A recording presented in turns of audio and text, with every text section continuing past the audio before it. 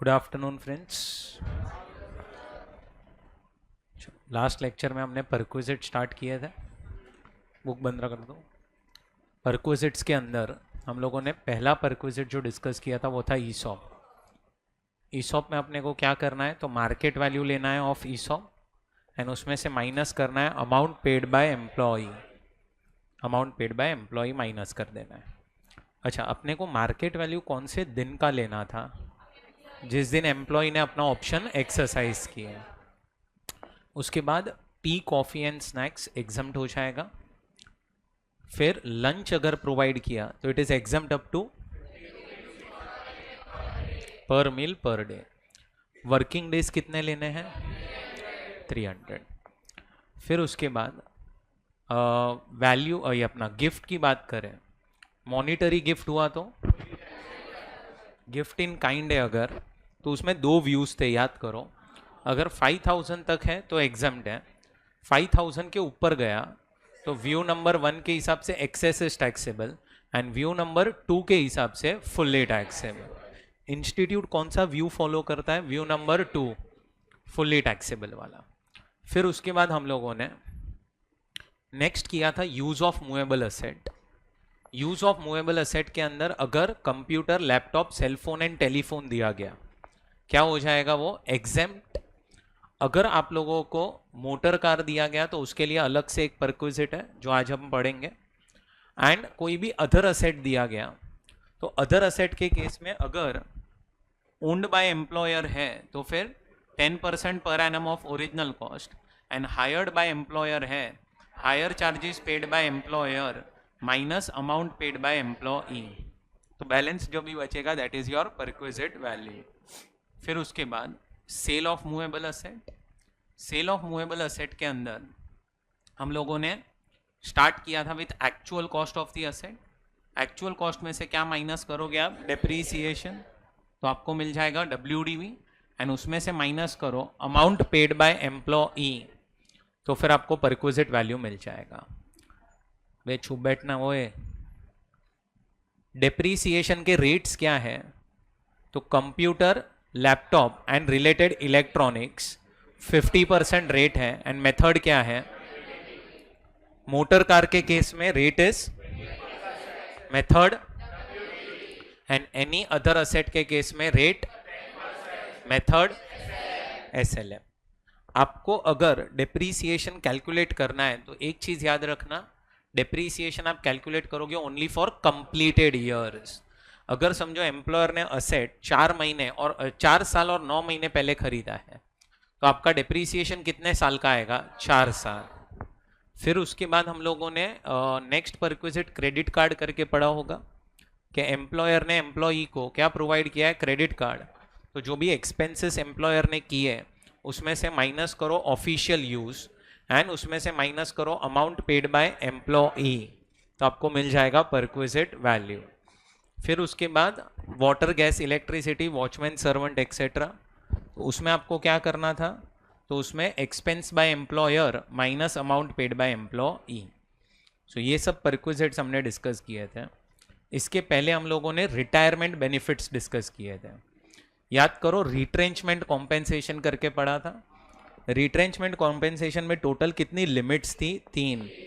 पहला 15 divide by into average salary of into number of years of, second actual amount and third maximum 5 lakh. Salary में basic plus DA both and number of years of service 6 month से ज्यादा होगा तो higher side पे rounding of.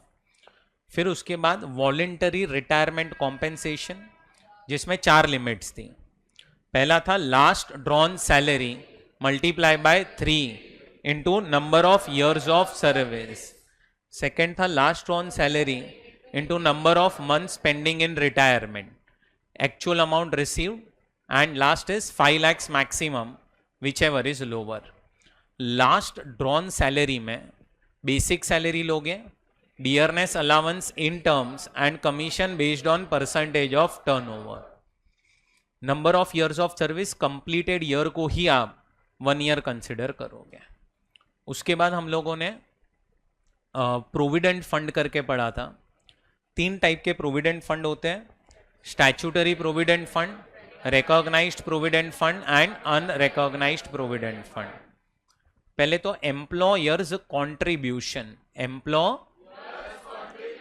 In statutory provident fund क्या हो जाएगा, fully exempt. Recognised में it is exempt up to 12% of salary, और सैलरी में क्या क्या लोगे, dearness allowance, commission based on percentage of turnover, तीन चीजें लोगे। एंड यूआरपीएफ में again it is fully exempt. in case of interest which is credited to interest credited to provident fund, SPF में it is exempt, RPF में it is exempt up to 9.5% and URPF में it is exempt। Employee का जो contribution है deduction under section 80C, वापस से RPF में भी deduction under section and no deduction, deduction no deduction. And जो लमसम अमाउंट मिलेगा in case of SPF fully exempt, in case of RPF 4 cases में एग्जेम्प्ट, बाकी सब केसेस में टैक्सेबल। और लास्ट यूआरपीएफ में 4 पार्ट्स करने पड़ेंगे, एम्प्लॉयर का कंट्रीब्यूशन, उसके ऊपर इंटरेस्ट, एम्प्लॉई का कंट्रीब्यूशन और उसके ऊपर इंटरेस्ट। एम्प्लॉयर्स कंट्रीब्यूशन एंड उसके ऊपर इंटरेस्ट सैलरी में टैक्सेबल होगा, and interest on employees contribution other sources में एम्प्लॉई का जो कंट्रीब्यूशन है वो टैक्सेबल नहीं होगा। 4 केसेस में पीएफ का पैसा एग्जेम्प्ट होता है अगर आप 5 साल या उससे ज़्यादा की सर्विस रेंडर करोगे तो, और फिर आपने पैसा विड्रॉ किया, आरपीएफ से आरपीएफ में ट्रांसफर हुआ, आरपीएफ से एनपीएस में ट्रांसफर हुआ, एंड लास्ट अगर आपने पैसा विड्रॉ किया because of ill health, discontinuation of employer's business और any reason which is beyond the control of employee, तो भी एग्जेम्प्ट हो जाएगा। फिर आप याद करो हमने एक नोट पढ़ा था on interest in case of RPF and SPF कि अगर ड्यूरिंग सर्विस पीरियड एम्प्लॉई का कंट्रीब्यूशन कितने से ज्यादा हो जाता है, 2,50,000 से, तो उसके ऊपर जो भी इन एक्सेस कंट्रीब्यूशन पे जो भी इंटरेस्ट मिलेगा कि नहीं से वो टैक्सेबल हो जाएगा। याद आया आपको? उसके पहले हमने एक लीव एनकैशमेंट करके कॉन्सेप्ट पढ़ा था। लीव एनकैशमेंट में अगर ड्यूरिंग सर्विस पीरियड आप लीव्स को एनकैश करवा रहे हो तो इट इज फुल्ली टैक्सेबल। अगर आप करवा रहे हो एट द टाइम ऑफ, उसमें भी गवर्नमेंट एम्प्लॉई हुआ तो, अदर एम्प्लॉई हुआ तो कितनी लिमिट्स हैं?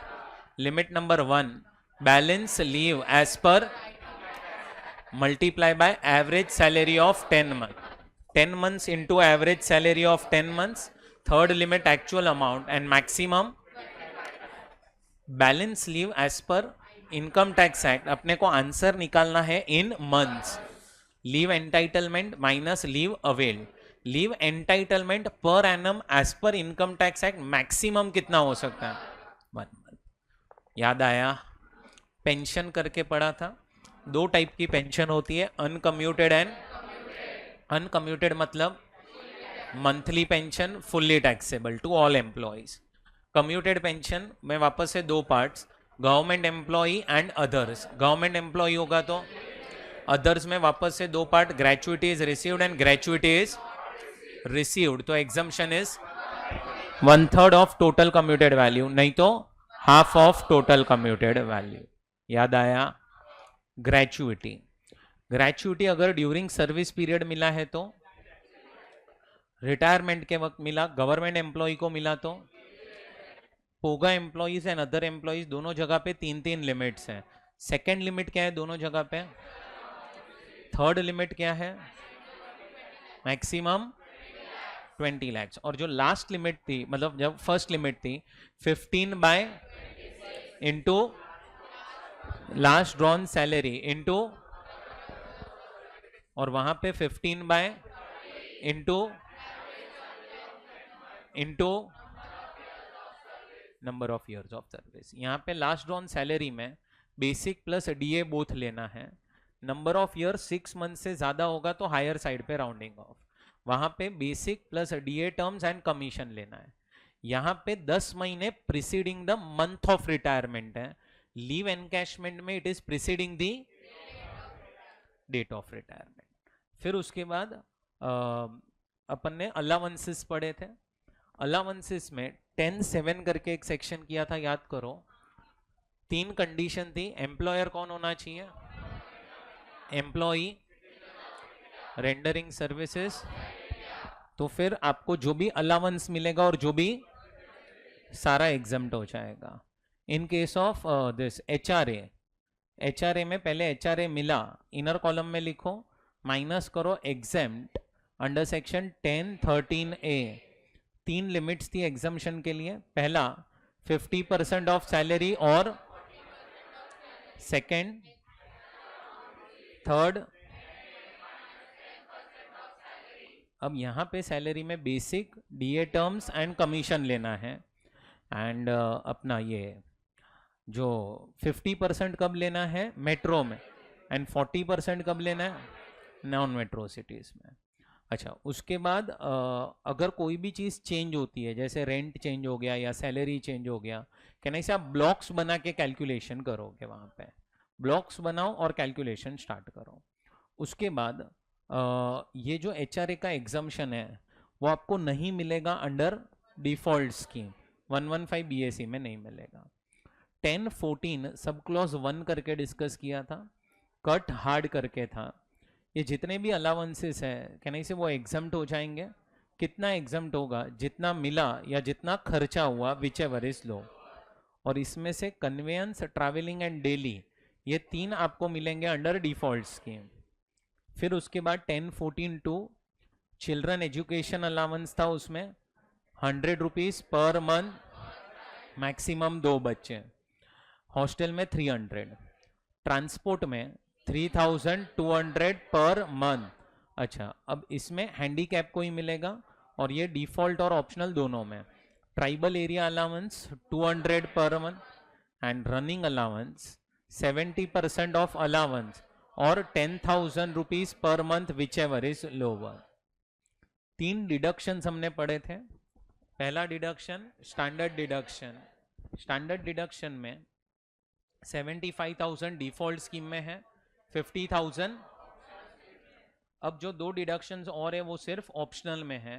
पहला एंटरटेनमेंट अलाउंस, जिसमें 3 लिमिट्स है। गवर्नमेंट एम्प्लॉय को मिलेगा 3 लिमिट्स है। पहला 1/5 of basic salary, second actual amount receive, third 5,000 maximum. 5,000 per annum is maximum, ठीक है।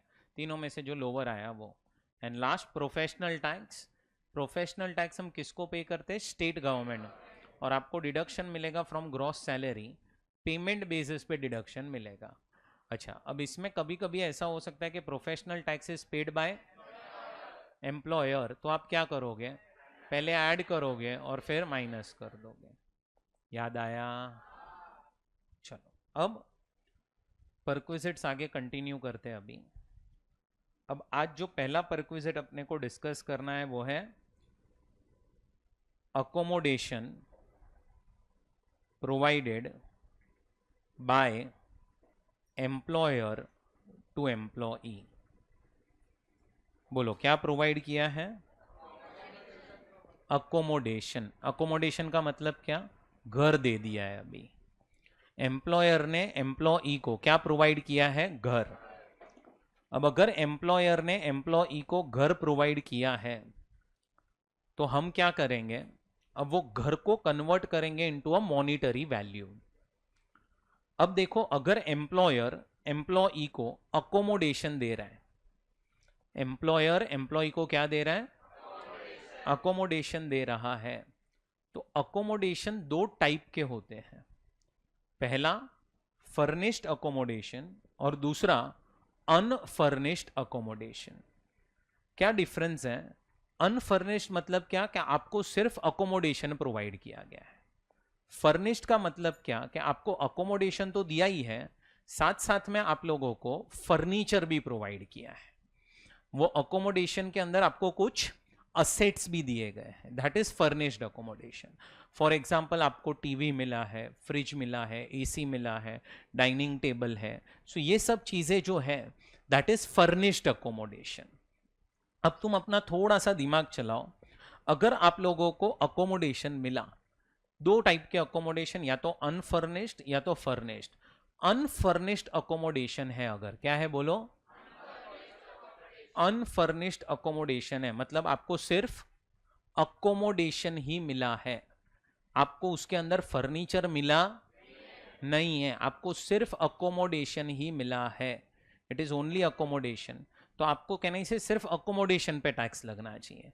बट अगर आपको फर्निश्ड अकोमोडेशन मिला है तो आपको अकोमोडेशन पे तो टैक्स लगना ही चाहिए, साथ साथ में आपको फर्नीचर के ऊपर भी टैक्स लगना चाहिए, साथ साथ में आपको क्या लगना चाहिए, फर्नीचर के ऊपर भी टैक्स लगना चाहिए। तो अब देखो आपको टैक्स कहां ज्यादा लगेगा, जब आपको अकोमोडेशन फर्निश दिया गया है। तो हम क्या करेंगे, अगर सिर्फ अकोमोडेशन है then you will write value of accommodation. क्या लिखोगे बोलो, वैल्यू ऑफ, सिर्फ अकोमोडेशन की ही वैल्यू लिखोगे। बट अगर फर्नीचर भी दिया है then you will add what, furnishing charges. Furnishing charges add कब होंगे इसके अंदर, जब आपको अकोमोडेशन भी दिया है एंड फर्नीचर भी प्रोवाइड किया है।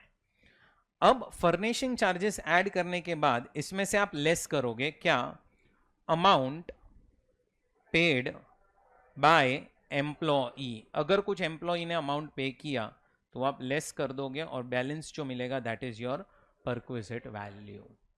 क्या है वो आपके लिए बोलो, परक्विजिट वैल्यू। सो पहला क्या लोगे, वैल्यू ऑफ अकोमोडेशन, उसमें क्या ऐड करोगे आप, फर्निशिंग चार्जेस, और लेस कर दोगे amount paid by employee. Accommodation की क्या वैल्यू होगी, मतलब अगर आपको घर दिया तो घर के लिए कितने पे टैक्स, वो अपन थोड़ी देर में देखते हैं, पहले अपन फर्नीचर पे बात कर लेते हैं। समझो आपको घर तो दिया ही, घर के साथ साथ आपको फर्नीचर भी दिया है, जैसे मैंने आपको बोला टीवी, फ्रिज, एसी, ये सब भी दिया है। तो अब आप क्या करना कि जो फर्नीचर दिया है एम्प्लॉयर ने एम्प्लॉई को, चेक करना कि क्या वो furniture is owned by employer और it is hired by employer, whether it is owned by employer or it is hired by employer. If it is owned by employer then 10% per annum of original cost is taxable। जो आप already पढ़ चुके हो, याद करो, अरे use of movable asset था ना, सेम ही तो है। And if it is hired then hire charges paid by employer is taxable। याद आ गया, ये क्या हो चुका आपका, फर्निशिंग चार्जेस। ये कब आएगा, जब आपको फर्निश्ड अकोमोडेशन दिया है तब। बट अब क्वेश्चन आ रहा है सर चलो फर्नीचर पे कितने पे टैक्स लगेगा वो तो हमें समझ गया, लेकिन घर के ऊपर कितने पे टैक्स, अगर मैं आपको क्या प्रोवाइड कर रहा हूं, घर, अकोमोडेशन दे रहा हूं, उस पर भी आपको टैक्स तो लगेगा। तो अब घर के ऊपर कितने पे टैक्स, तो अब अपने को क्या निकालना पड़ेगा, वैल्यू ऑफ अकोमोडेशन। बोलो क्या निकालना पड़ेगा, वैल्यू ऑफ अकोमोडेशन निकालना है अपने को। क्या निकालना है बोलो जरा, वैल्यू ऑफ अकोमोडेशन। अपने को अकोमोडेशन की वैल्यू निकालनी पड़ेगी। अब ध्यान से सुनना, अकोमोडेशन की वैल्यू के अंदर देयर आर टू पार्ट्स। पहला government employee, second other employee. अब अगर एम्प्लॉई कौन है बोलो, गवर्नमेंट एम्प्लॉई, बोलो क्या होना चाहिए, लाउडर। बस यहां पे वो प्रोविजन नहीं है, इट इज टैक्सेबल। क्या हो जाएगा पहले तो, बट अब क्वेश्चन आता है अमाउंट क्या जिस पे टैक्स लगना चाहिए। तो जो आपका परक्विजिट वैल्यू है, बोलो जो आपका, मतलब जिस अमाउंट पे आपको टैक्स लगना चाहिए, that will be determined by central government, that will be determined by, और उस अमाउंट को, ये परक्विजिट वैल्यू को हम बोलते हैं लाइसेंस फीस। बोलो क्या बोलते हैं, जो लाइसेंस फीस कौन निकाल के देगा, सो अपने को कोई दिमाग चलाना, डायरेक्टली लाइसेंस फीस दिया होगा क्वेश्चन में, आपको वो उठा के टैक्स करना है। अब याद रखना, एक गलती मत करना, लाइसेंस फीस जो है ना is a perquisite value only for accommodation. If furnished accommodation is provided by government employer to employee, तो फिर एड फर्निशिंग चार्जेस अलग से करना पड़ेगा। मतलब ये अलग से आएगा, ये लाइसेंस फीस का पार्ट नहीं है। ये जो फर्निशिंग चार्जेस है ना, वो लाइसेंस फीस का पार्ट नहीं है, वो आपको अलग से क्या करना पड़ेगा, ऐड करना पड़ेगा अगर फर्निश्ड अकोमोडेशन दिया है तो। अगर सिर्फ अकोमोडेशन है तो क्या आ जाएगा, लाइसेंस फीस। कौन निकाल के देता है लाइसेंस फीस? Central government. अगर अदर एम्प्लॉई है तो अदर एम्प्लॉइज के केस में there are two parts. Other employees के केस में देयर आर टू पार्ट्स। पहला, अब तुम सब अदर एम्प्लॉई हो, समझो, मतलब गवर्नमेंट एम्प्लॉई नहीं हो, तो अब तुम्हें जो अकोमोडेशन मिल रहा है, चेक करो कि क्या वो accommodation is owned by employer, मतलब एम्प्लॉयर का खुद का अकोमोडेशन है या एम्प्लॉयर ने खुद ने भाड़े पे लिया है, हायर्ड बाय एम्प्लॉयर। आपको वो चेक करना पड़ेगा। मतलब समझो मेरे पास खुद के पास अकोमोडेशन है और वो अकोमोडेशन मैंने आप लोगों को दे दिया, तो that is owned by employer. या फिर मैंने कहीं से अकोमोडेशन भाड़े पे लिया और मैंने आप लोगों को दे दिया, तो that is hired by employer. So या तो ओन्ड होगा या तो, अब अगर ओन्ड बाय एम्प्लॉयर है, अकोमोडेशन क्या है बोलो, ओन्ड बाय एम्प्लॉयर, तो आपको यह देखना है कि आपको अकोमोडेशन कौन सी सिटी में दिया है और वो सिटी में पॉपुलेशन कितना है। क्या चेक करना है आपको, पॉपुलेशन। कहां पे, जहां पे आपको अकोमोडेशन दिया है। जहां पे भी आपको क्या दिया गया है, अकोमोडेशन, वहां पे आपको क्या चेक करना है। अगर पॉपुलेशन 40 लाख से ज्यादा है, बोलो कितने से ज्यादा है, तो फिर हम आपको टैक्स लगाएंगे ऑन 10% ऑफ सैलरी। कितने पे टैक्स लगेगा बोलो, अगर पॉपुलेशन 15 लाख से और लेस देन और इक्वल टू, तो हम आपको टैक्स लगाएंगे ऑन 7.5% ऑफ, एंड अगर आपको पॉपुलेशन लेस देन और इक्वल टू, तो हम आपको टैक्स लगाएंगे ऑन 5% ऑफ सैलरी।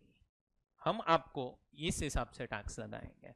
मतलब आप पॉपुलेशन देखो और पॉपुलेशन के हिसाब से 10%, 7.5 या 5% पे टैक्स दे देना।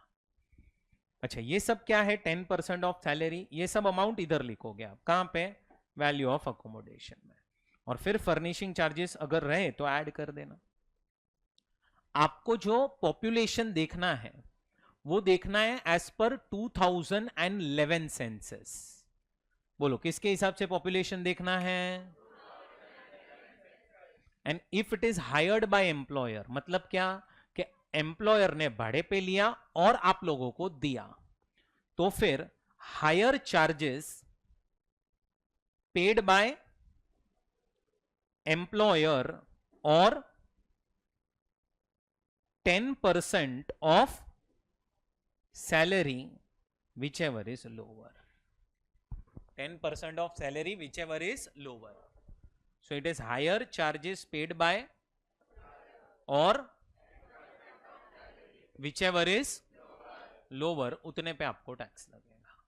अब आपके साइड से एक गलती, आप इधर 10% भूल जाते हो, आपको सिर्फ हायर चार्जेस ही याद रहता है, 10% इधर आप भूल जाते हो। चलो, अब क्वेश्चन क्या आ रहा है कि सर सैलरी का मतलब क्या। अच्छा, अभी तक हमने जितनी भी बार सैलरी का मीनिंग देखा था, कहीं पे था basic salary, dearness allowance both, कहीं पे था basic salary, dearness allowance in terms and commission based on percentage of term. जितनी भी बार हमने अभी तक सैलरी का मीनिंग देखा है, कहने से सैलरी का मीनिंग क्या था, याद करो, ये बेसिक या ये बोथ, या basic, commission, and DA terms. और ये हमें सैलरी क्यों चाहिए थी, अभी तक हमने जितनी भी बार सैलरी सैलरी सैलरी वर्ड देखा है, हमें क्यों चाहिए था ये salary, to calculate how much amount is exempt, how much amount is, वो कैलकुलेट करने के लिए हमें सैलरी चाहिए था। अब तुम समझो, अब हमारा पर्पस है ना यहां पे, ये कैलकुलेट नहीं करना नहीं है कि how much amount is exempt, हमारा purpose is to calculate how much amount is taxable. आपको कितने अमाउंट पे टैक्स लगेगा ना, वो अपने को कैलकुलेट करना है यहां पे, how much amount is taxable. और इसी रीजन के वजह से यहां पे जो आपका सैलरी का डेफिनेशन रखा है ना, वो बहुत ही ज्यादा वाइडर मीनिंग दे दिया है। क्योंकि तुम समझो जितनी बड़ी सैलरी होगी उतना ज्यादा अमाउंट पे टैक्स आएगा। सो तुम अभी तक समझो, अभी तक अपने को सैलरी चाहिए था to calculate how much amount is exempt, but आज अपने को सैलरी चाहिए to calculate how much amount is taxable. तो अब सैलरी का मतलब क्या? तो सैलरी का मतलब है ऑल मॉनिटरी पेमेंट्स। बोलो क्या लिखा है? All, louder, which are taxable, which are and which are credited to normal bank account, which are credited to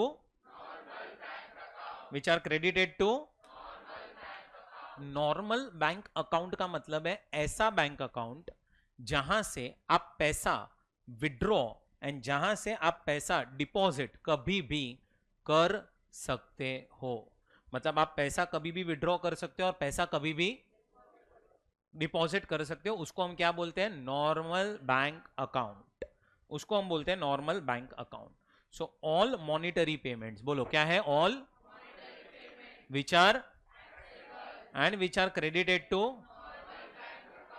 excluding number 1 dearness allowance not in terms। excluding what? dearness allowance not in terms को include नहीं करना है salary में। Second advance salary, बोलो क्या है? Third arrears of salary and fourth any taxable perquisite. बोलो any taxable. ये चार चीजों को क्या कर देना है आपको? एक्सक्लूड कर देना है। ये चार चीजों को क्या कर देना है आपको? एक्सक्लूड। अब तुम देखो यहां पे, ये देखो सैलरी का मीनिंग क्या लिखा है, पढ़ो। All monetary payment which are credited to dearness allowance not in terms को एक्सक्लूड करो, advance salary, arrears of salary and taxable perquisite. अब मैं ना एक एक चीज यहां पे लिखता जाता हूं, आप मुझे बताना क्या वो चीज सैलरी के डेफिनेशन में आएगी के नहीं। ध्यान देना, पहला बेसिक सैलरी आएगा, dearness allowance in terms, dearness allowance not in terms, bonus, commission based on percentage of turnover, commission based on percentage of net profit, advance salary, arrears of salary, allowances आएगा। लेकिन याद रखना जितना taxable होगा वही, अरे जो आउटर कॉलम में लिखोगे ना वही अमाउंट आएगा, दैट इज अलाउंसेस। अच्छा, employer's contribution to recognised provident fund more than 12% of salary, याद है ये टैक्सेबल है। बोलो ये आएगा? आंसर इज नहीं आएगा। क्यों? क्योंकि ये परक्विजिट नहीं है, ये नॉर्मल बैंक अकाउंट नहीं है आपका, कहना इसे प्रोविडेंट फंड अकाउंट है ये। यहां पे आप पैसा कभी भी विड्रॉ एंड डिपॉजिट। अच्छा, interest credited to RPF more than 9.5%, ये भी नहीं आएगा। बैठा दिमाग में? अब है ना, क्वेश्चन में जब भी आपको अकोमोडेशन दिया जाए ना, अकोमोडेशन याद रखना सबसे लास्ट आइटम तुम अकोमोडेशन का कैलकुलेशन करना। क्यों सबसे लास्ट? सैलरी ऊपर सारी लिखती होगी तुमने, तो तुम्हारे लिए सैलरी चूज करना या पिक करना है ना बहुत इजी हो जाएगा। मतलब जो अपन पता है ग्रॉस सैलरी लिखते हैं ना, ग्रॉस सैलरी, उसके ऊपर वाली आइटम ही अकोमोडेशन होना चाहिए। तो पहले सब कुछ टैक्स कर दो, लास्ट में ग्रॉस सैलरी के जस्ट ऊपर अकोमोडेशन का कैलकुलेशन होगा। सुना सबने? अच्छा, और एक चीज, कोई भी टाइप का परक्विजिट जो टैक्सेबल है वो भी नहीं आएगा। क्यों नहीं आएगा? Taxable perquisites are excluded. अरे सुना? तो यहां पे तुम्हारा सैलरी का डेफिनेशन थोड़ा सा वाइडर है और थोड़ा सा डिफरेंट है, क्योंकि यहां पे अपने को डेफिनेशन चाहिए टू टैक्स, कितने पे टैक्स लगेगा। चलो उसके बाद नेक्स्ट क्या आ रहा है बोलो? Hotel accommodation. अब होटल अकोमोडेशन के केस में क्या दिया है, ध्यान से सुनना। आपको अगर स्टे कहां पे दिया गया है? होटल के अंदर। आपको अगर होटल के अंदर क्या दिया है बोलो? स्टे दिया है। तो अब आपको किस तरह से टैक्स लगेगा? तो होटल अकोमोडेशन के केस में अगर ऑफिशियल पर्पस है, बोलो क्या है? ऑफिशियल पर्पस अगर है किसमें? Hotel accommodation. So for example आप यहां से दिल्ली गए हो, क्यों? ऑफिस के काम के वजह से, और इसीलिए आपको दिल्ली में एक होटल के अंदर रुकने बोला है एम्प्लॉयर ने, तो क्या हो जाएगा? एग्जाम। बोलो होटल अकोमोडेशन क्या हो जाएगा? एग्जाम्ड। कब एग्जाम्ड होगा? If it is for official purpose. अच्छा, अगर एम्प्लॉई का एक जगह से दूसरे जगह क्या हो रहा है बोलो? ट्रांसफर। समझो आप अभी रहते हो मुंबई में और आपको आपके एम्प्लॉयर ने बोला कि भाई एक काम कर, अभी हम तेरे को शिफ्ट कर रहे हैं बैंगलोर, पर बैंगलोर में है ना अभी तुझे थोड़े टाइम के लिए होटल में रुकना पड़ेगा। थोड़े टाइम के लिए कहां रुकना पड़ेगा? होटल में रुकना पड़ेगा थोड़े टाइम के लिए। जैसे ही हमें वहां पे अकोमोडेशन मिल जाएगा, हम तुझे होटल में से निकाल के अकोमोडेशन में शिफ्ट कर देंगे। सो अब आप होटल में रुके हो, क्यों रुके हो? क्योंकि आपका एक जगह से दूसरे जगह। अब अगर तुम्हारा स्टे होटल के अंदर कितने दिन है बोलो जरा? कितने दिन है बोलो जरा? Then it is fully exempt. Then it is fully exempt. But अगर आपका स्टे 15 दिन से ज्यादा है, इधर साइन आएगा मोर देन 15 डेज। मतलब अगर समझो आपको होटल में 25 दिन रुकने बोल दिया, तो अब आपको है ना, अब आपको टैक्स 25 के 25 दिन के लिए लगेगा। मतलब ऐसा नहीं है कि 25 दिन के लिए आपको स्टे दिया तो हम आपको टैक्स सिर्फ 10 दिन के लिए लगाएंगे, नहीं, टैक्स आपको 25 के 25 दिन के लिए लगेगा and it is taxable for all days. अब कितने पे टैक्स लगेगा? तो आपको लेना पड़ेगा 24% ऑफ सैलरी। बोलो क्या लेना पड़ेगा? और हायर चार्जेस पेड टू। कौन भर रहा है हायर चार्जेस? कौन देगा? एम्प्लॉयर दे रहा है। तो या तो हायर चार्जेस या तो 24%, विच एवर इज, और उसमें से amount paid by employee minus करो तो क्या मिल जाएगा आपको? Perquisite value. बोलो क्या मिल जाएगा? So hire charges paid to hotel और 24% of salary whichever is lower. अब यहां पे सैलरी का मतलब क्या? तो same as above, same as above. अब एक डाउट तुम्हारे दिमाग में यह आना चाहिए, सर इधर टैक्सेबिलिटी में मैक्सिमम 10% ऑफ सैलरी है, होटल के केस में 24% ऑफ सैलरी पे टैक्स लग रहा है, इतना ज्यादा वेरिएशन क्यों? क्योंकि अगर मैं आपको घर दे रहा हूं तो घर के लिए कितने पे टैक्स लग रहा है? 10, वो भी पॉपुलेशन देख के।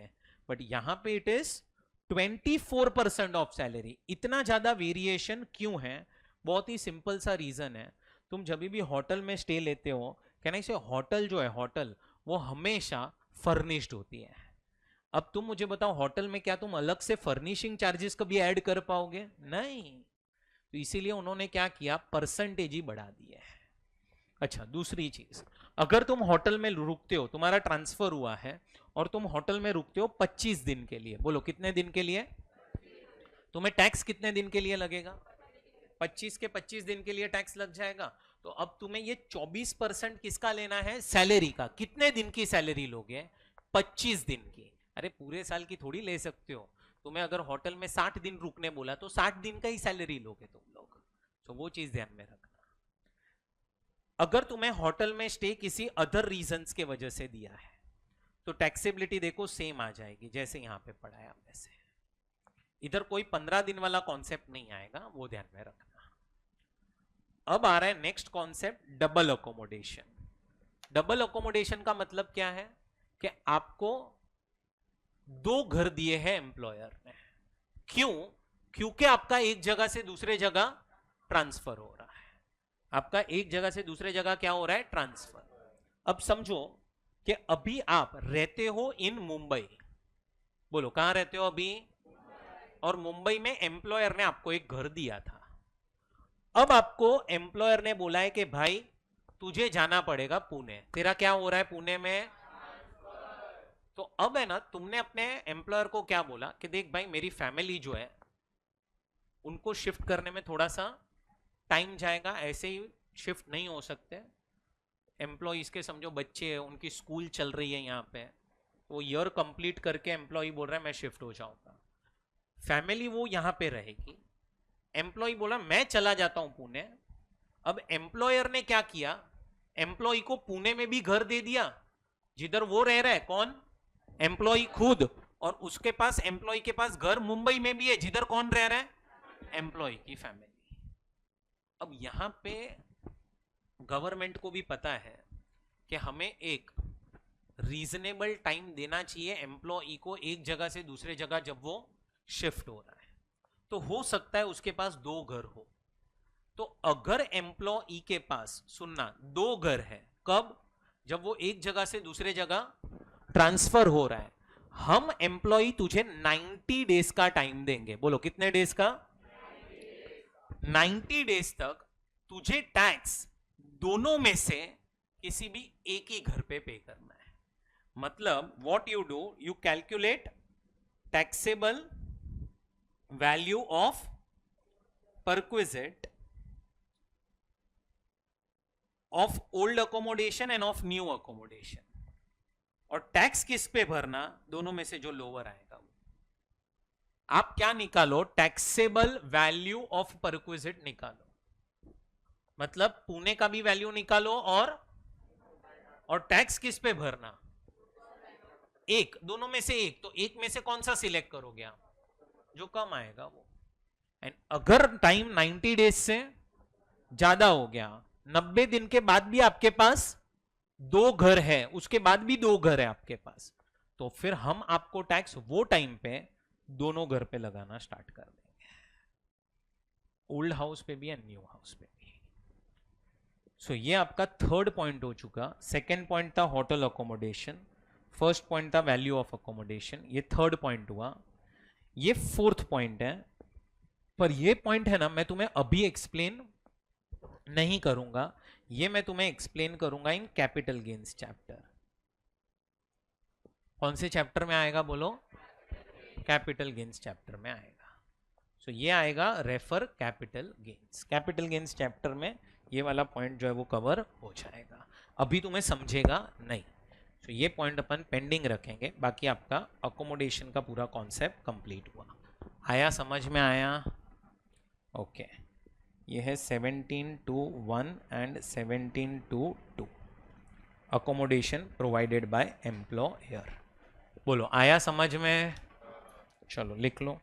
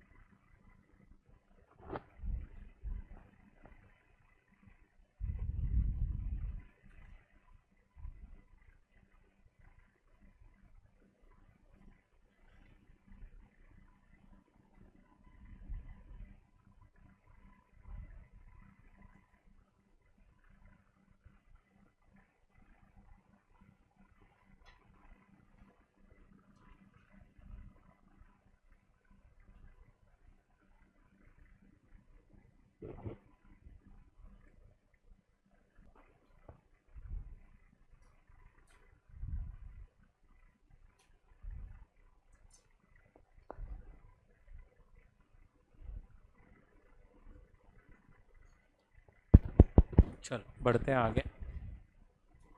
अब जो नेक्स्ट परक्विजिट हमें डिस्कस करना है वो है मोटर कार परक्विजिट।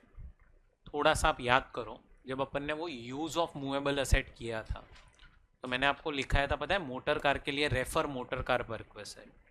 सो अब ये मोटर कार का परक्विजिट है। कॉन्सेप्ट बहुत इजी है अगर तुम लॉजिकली समझोगे तो पूरा लॉजिकली समझो, प्रोविजन बहुत इजी है। अब यहाँ पे ध्यान दो, पहले तो है ना मोटर कार के केस में आप थोड़ा सा ये समझो कि आपको टैक्स कब लगना चाहिए, पहले दिमाग में वो डालते हैं। देखो, मैं एम्प्लॉयर हूं, आप एम्प्लॉय हो। अगर मैंने आपको मोटर कार प्रोवाइड की है कहने से, तो वो आपके लिए परक्विजिट हुआ। मैंने अगर आपको मोटर कार प्रोवाइड की है तो वो आपके लिए क्या बन गया, परक्विजिट, बराबर। सो मैंने अगर मोटर कार दी तो वो आपके लिए बन जाता है परक्विजिट, तो उस पर आपको टैक्स लगना चाहिए। अगर मोटर कार है तो कहने से अब पेट्रोल डीजल के एक्सपेंसेस होंगे, तो जो भी रनिंग एंड मेंटेनेंस एक्सपेंसेस है, अगर एम्प्लॉयर पे करता है तो कहने से तो वो आपके लिए वापस से बेनिफिट हुआ। एंड लास्ट, अगर ड्राइवर अपॉइंटेड है तो ड्राइवर की जो सैलरी है अगर वो एम्प्लॉयर पे कर दे तो वो आपके लिए बेनिफिट हुआ। अब देखो, ड्राइवर हो भी सकता है और, but running and maintenance expense तो कंपलसरी होंगे होंगे और होंगे ही। सो R&M expenses, that is running and, वो एक्सपेंसेस कंपलसरी होने वाले ही है। ड्राइवर का सैलरी हो भी सकता है और नहीं भी हो सकता। सो आप याद रखना, 3 बेनिफिट्स आपको मिल सकते हैं। बोलो कितने? पहला, अगर मोटर कार एम्प्लॉयर ने आपको दी तो that is benefit for you, क्योंकि you are using asset which is provided by employer. R&M expense अगर एम्प्लॉयर ने पे किया तो वो आपके लिए दूसरा बेनिफिट हुआ। एंड ड्राइवर्स सैलरी अगर एम्प्लॉयर ने पे किया तो वो आपके लिए तीसरा बेनिफिट हुआ। अब मैं क्या बोल रहा हूं, अगर समझो मोटर कार आपकी खुद की है, ड्राइवर का सैलरी और R&M एक्सपेंस एम्प्लॉयर पे कर रहा है, तो आपके लिए बेनिफिट कितने हुए? 2। समझो मोटर कार एम्प्लॉयर ने दी, R&M एक्सपेंस भी एम्प्लॉयर ने की है और ड्राइवर है ही नहीं, तो आपके लिए बेनिफिट कितने हुए? 2। ड्राइवर है लेकिन ड्राइवर की सैलरी एम्प्लॉई ने पे कर दी है, 2 ही बेनिफिट हुए। सी, अगर गाड़ी आपकी है या खर्चे आप कर देते हो तो फिर कहने से वो चीज आपके लिए बेनिफिट नहीं होगी। बेनिफिट कब होगी? When it is provided by employer. So अगर मोटर कार एम्प्लॉयर ने दी, आपके लिए बेनिफिट है। अगर R&M एक्सपेंस एम्प्लॉयर ने किए, आपके लिए बेनिफिट है। ड्राइवर्स सैलरी अगर एम्प्लॉयर ने पे की, आपके लिए बेनिफिट है। सो ये सब चीजें आपके लिए क्या बनेगी? बेनिफिट जब एम्प्लॉयर से आएगी तब। सो जब एम्प्लॉयर से ये सारी चीजें आएगी तब आपके लिए ये सब चीजें क्या बन जाएगी? बोलो, बेनिफिट। पहले इतना भेजे में गया आपके। अब ध्यान से सुनना, 3 पार्ट्स में ये कॉन्सेप्ट डिवाइडेड है। पहला, motor car is fully used for official purpose. Motor car is fully used for personal purpose, ये सेकेंड पार्ट है। And third part, motor car is used partly for official and partly for personal purpose. 3 parts है। पहला, motor car is used fully for, second, motor car is used fully for, and तीसरा, motor car is used partly for and partly for personal purpose. दिमाग में ये गया है तुम्हारे कि तुम्हारे लिए बेनिफिट कब होगा? जब चीजें एम्प्लॉयर से आएगी तो आपके लिए वो बेनिफिट है। अरे सुना सबने? चलो अब स्टार्ट करते हैं। Motor car is used fully for which purpose? क्या लिखा है नीचे पढ़ो। परक्विजिट वैल्यू इज निल, मतलब तुम्हें टैक्स नहीं लगेगा। ठीक है, इग्नोर ये पार्ट को। तो motor car is used fully personal purpose, fully personal purpose के लिए यूज हुआ है। अब तुम थोड़ा सा अपना दिमाग चलाओ, 1 मिनट इधर ध्यान दो सब लोग। बेनिफिट्स क्या क्या थे अगर मोटर कार एम्प्लॉयर ने दी, आरएनएम एक्सपेंस एम्प्लॉयर ने किया, या पहला बेनिफिट अगर एम्प्लॉयर ने एम्प्लॉई को क्या दिए बोलो, मोटर कार, तो एम्प्लॉई को कितने पे टैक्स लगेगा? 10% per annum of original cost if car is owned by, higher charges paid by employer if car is hired by employer। ये तो आपको पहले से ही पता था। बस अब क्या करना है, second, running and maintenance expenses क्या कर देने हैं, ऐड। कब? If paid by. And third, drivers salary भी क्या कर देना है, कब? लेस क्या करना है, क्या मिल जाएगा, परक्विजिट वैल्यू। अब मैं आपको बोलूं कि अगर समझो गाड़ी आपकी थी, आप एम्प्लॉई हो, मैं एम्प्लॉयर हूं, गाड़ी आपकी थी, आरएनएम एक्सपेंस मैंने किया और ड्राइवर सैलरी मैंने पे किया, तो अब आप क्या करोगे इसमें से? कहने से सेकेंड एंड थर्ड लोगे, माइनस करोगे अमाउंट पेड। अच्छा, मैंने गाड़ी दी, मैंने आरएनएम एक्सपेंस किया, समझो car is a self driven car, तो फर्स्ट एंड सेकेंड आएगा। अच्छा, अगर मैंने गाड़ी दी, आरएनएम एक्सपेंस आप कर रहे हो, देयर इज नो ड्राइवर, सिर्फ एक ही आएगा, खत्म। आप सिर्फ ये देखो कि एम्प्लॉयर से क्या क्या मिल रहा है आपको। सबको क्लियर हुआ? कुछ रट्टा मारने की जरूरत है इसमें? असेट मिला तो असेट के लिए 10% या फिर हायर चार्जेस, फिर रनिंग एंड वो कब आएगा, if paid by, and driver salary if paid by employer. बोलो ये क्लियर हुआ आप लोगों को सबको? चलो अब आ रहा है motor car is used partly for and partly for, partly official partly personal, partly official and partly personal. अब इसमें क्या क्या है? तो पहला, motor car is owned bye. अच्छा, मतलब एक बेनिफिट तो आपके लिए कंफर्म नहीं है यहां पे, क्या? कार का बेनिफिट है ही नहीं, कार आपकी है, कार आपकी है, तो अब आपके लिए बेनिफिट क्या होगा? अगर अगर अगर वो, और अगर वो, बट थोड़ा सा दिमाग चलाओ, मैं आरएनएम एक्सपेंस कर रहा हूं, मैं ड्राइवर सैलरी पे कर रहा हूं, वो फुल अमाउंट पे तो आपको टैक्स नहीं लगना चाहिए। क्यों? Partly official and partly personal है, फुल अमाउंट पे टैक्स कब लगता है? When it is fully. अगर समझो आरएनएम एक्सपेंस 4 लाख हुआ and car is used fully for personal purpose, तो हम कहने से 4 लाख पे टैक्स लगाएंगे। बट अब तुम्हें समझ में आ रहा है? अब यहां पे it is partly official and partly, बोलो partly official and partly personal, तो आपको टैक्स 4 लाख पे आना चाहिए कि कम अमाउंट पे आना है? कम अमाउंट पे आना चाहिए। पहली चीज, मोटर कार किसकी है? तो एक बेनिफिट तो आपके लिए कंफर्म नहीं है, क्या?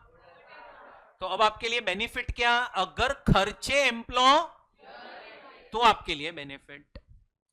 अब देखो क्या करना है, एक्सपेंसेस बाय, बोलो दो एक्सपेंसेस आएंगे, पहला running and maintenance expense and second drivers salary. दो खर्चे आएंगे, बोलो कौन कौन से? पहला एंड सेकेंड। ये दोनों खर्चे कब लोगे आप? एम्प्लॉयर ने जब पे किया। अब ये तो टोटल खर्चे हो गए, समझो आरएनएम एक्सपेंस 4 लाख के हुए, ड्राइवर सैलरी 3 लाख की हुई, टोटल खर्चा कितना हो चुका? 7 लाख। अब अपने को क्या करना है, ये खर्चों को डिवाइड करना है, किस में? कि ऑफिशियल कितना एंड ऑफिशियल कितना एंड पर्सनल कितना, उसमें अपने को डिवाइड करना है। बोलो हाँ या ना? अब क्वेश्चन आ रहा है कि अब कैसे हम डिवाइड करें? तो अब गवर्नमेंट ने यहां पे क्या किया है, आप लोगों को स्टैंडर्ड अमाउंट्स दे दिए हैं कि तुम अज्यूम करो कि इतना खर्चा ऑफिस के लिए हुआ है। जैसे अपना स्टैंडर्ड डिडक्शन का कॉन्सेप्ट है ना, यहां पे स्टैंडर्ड ये ऑफिशियल अमाउंट्स दे दिए हैं। अपने को टोटल पता है, अपन क्या करेंगे, ऑफिशियल पता है, तो टोटल में से ऑफिशियल बैलेंस जो बचेगा वो क्या हो जाएगा, पर्सनल अमाउंट हो जाएगा। अब क्वेश्चन आ रहा है कितना पर्सनल अमाउंट है, तो दो चीजों के लिए पर्सनल अमाउंट देना पड़ेगा। पहला रनिंग एंड मेंटेनेंस एक्सपेंस के लिए, और सॉरी ऑफिशियल अमाउंट दो के लिए देना पड़ेगा। पहला रनिंग एंड मेंटेनेंस एंड दूसरा, अब रनिंग एंड मेंटेनेंस के लिए ऑफिशियल अमाउंट कितना, पहले से ही आपको दे दिया है कि इतना खर्चा मान लो किसके लिए हुआ है, ऑफिस के लिए। अब उसके लिए आपको देखना पड़ेगा कि कार जो है ना, कार उसका क्यूबिक कैपेसिटी कितना है। अगर कार का cubic capacity is less than और इक्वल टू 1600, इसको हम इंजन कैपेसिटी भी बोलते हैं। सो अगर कार स्मॉल कार है, स्मॉल कार मतलब जिसका क्यूबिक कैपेसिटी इज, तो जो अमाउंट ऑफिशियल पर्पस के लिए माना गया है वो है 1800 रुपीज पर मंथ।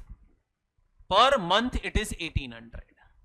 एंड अगर कार बिग कार है देन इट इज 2400। इतना खर्चा हम मान रहे हैं किसके लिए हुआ है, ऑफिस के लिए।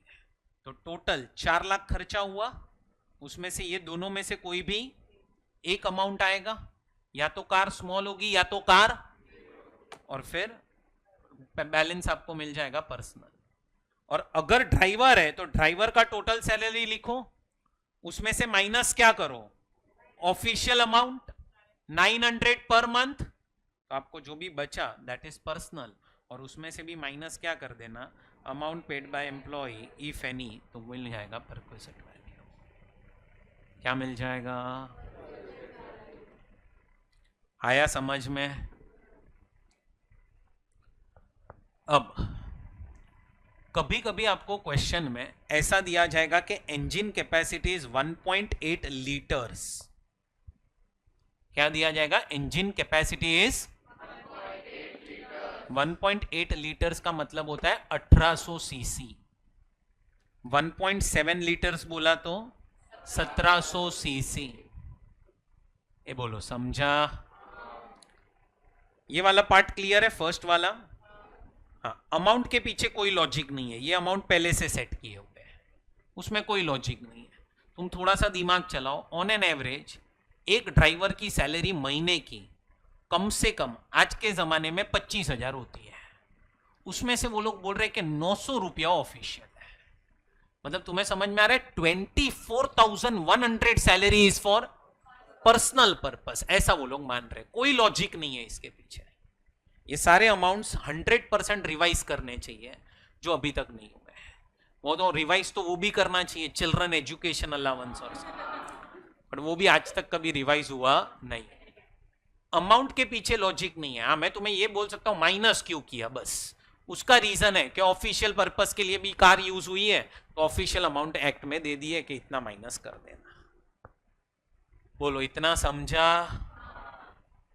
अब सेकेंड पार्ट आ रहा है इसमें, कार किसकी है अभी, कार। तो एक बेनिफिट तो आपके लिए कंफर्म है और है ही, क्या, कार आपको मिली यूज करने, so that is a asset which is owned by, used by employee, वो आपको बेनिफिट हो गया। अब तुम्हें क्या देखना है, आरएनएम एक्सपेंस कौन कर रहा है, RNM, R and M expense कौन कर रहा है, that is running and maintenance. थोड़ी देर के लिए ना, थोड़ी देर के लिए ड्राइवर को साइड में रख देना। समझो कार मेरी है, आरएनएम एक्सपेंस आप कर रहे हो, एंड कार यूज हो रही है पार्टली ऑफिशियल एंड पार्टली आपके लिए बेनिफिट। क्या बेनिफिट, सिर्फ एक ही, क्या, यूज ऑफ कार। एंड समझो कार मेरी है, आरएनएम एक्सपेंस भी मैं कर रहा हूं, एंड ड्राइवर समझो थोड़ी देर के लिए नहीं है. Car is used again by you for partly official and partly personal. आपके लिए बेनिफिट क्या? Use of car and RNM expenses. ये दो चीजें आपके लिए बेनिफिट है. सुन रहे हैं सब लोग? अब ध्यान से सुनना, मैं क्या एक्सप्लेन कर रहा हूं. ध्यान से सुनना, मैं क्या एक्सप्लेन कर रहा हूं. ये दो जगह पे when car is owned by employer and it is used partly for official purpose and partly for, अगर अगर अगर आप यहां पे फॉल हो जाते हो, ये दोनों में से कोई भी पार्ट में फॉल हो जाओ, ये दोनों में से कोई भी पार्ट में फॉल हो जाओ, ध्यान से सुनना, आपको यहां पे डायरेक्टली परक्विजिट वैल्यू ही दे दी है. मतलब जैसे इधर ऑफिशियल अमाउंट्स दिए थे, अपन ने टोटल में से ऑफिशियल माइनस किया, इधर आपको क्या दिया है? Directly PV. सुनो, डायरेक्टली पीवी मतलब डायरेक्टली ये अमाउंट दे दिया आपको. मतलब बोल दिया है इतने अमाउंट पे टैक्स लगा देना, खत्म. इधर दिमागी मत चलाओ. अगर तुम कार यूज कर रहे हो सिर्फ, and RNM expenses are done by employee, सिर्फ तुम कार यूज कर रहे हो जो एम्प्लॉयर की है. कार अगर स्मॉल कार होगी तो 600 पे tax per month, big car होगी तो 900 पे टैक्स, खत्म. इतने पे टैक्स परक्विजिट वैल्यू ही दे दी है. ये तुम्हारा पीवी है, खत्म. इधर कोई आपको ऑफिशियल नहीं दिया है कि टोटल में से ऑफिशियल माइनस करो, नहीं. आपको डायरेक्टली यहां पे क्या दे दिया है? Perquisite value. इतने पे क्या भर देना? टैक्स. और अगर यहां पे बात करें तो इट इज 1800 एंड 2400. इधर क्यों बढ़ गया परक्विजिट वैल्यू? आरएनएम एक्सपेंस भी है ना, इसीलिए बढ़ गया है. और अब लास्ट पॉइंट, ये दोनों जगह पे अगर ड्राइवर प्रोवाइड किया और ड्राइवर की सैलरी कौन पे कर रहा है, तो आपको 900 रुपए पे टैक्स आ जाएगा. डायरेक्टली टैक्सेबल अमाउंट दिए यहां पे. क्या दिए बोलो? मतलब ड्राइवर की सैलरी का अमाउंट कितना है ना, वो देखने की जरूरत ही नहीं है. आरएनएम एक्सपेंस कितना हुआ है ना, वो देखने की जरूरत ही नहीं है. इतने अमाउंट पे क्या भर देना? Tax. This is your perquisite value ही दे दिया है. आपको डायरेक्टली बोल दिया है कि इतने अमाउंट पे क्या लग जाएगा? टैक्स लग जाएगा. एंड याद रखना, any amount which is paid by employee, बोलो एनी पेड बाय एम्प्लॉई, वो भी इग्नोर करना है यहां पे. Actual expenses, amount recovered from employee, ignore. क्यों इग्नोर? मैंने आपको क्या बोला? डायरेक्टली परक्विजिट वैल्यू दे दी है, डायरेक्टली परक्विजिट वैल्यू दे दी है. बोलो, समझा आप लोगों को? हाँ या ना? सो ये आप लोगों का कौन सा परक्विजिट है? Motor car. कुछ डाउट हो तो आप मुझे पूछो. इसमें कोई चीज ऐसी हो जो आपको नहीं समझी हो तो पूछो. क्लियर हुआ? चलो, ये वाला परक्विजिट लिख लेंगे अभी आप लोग.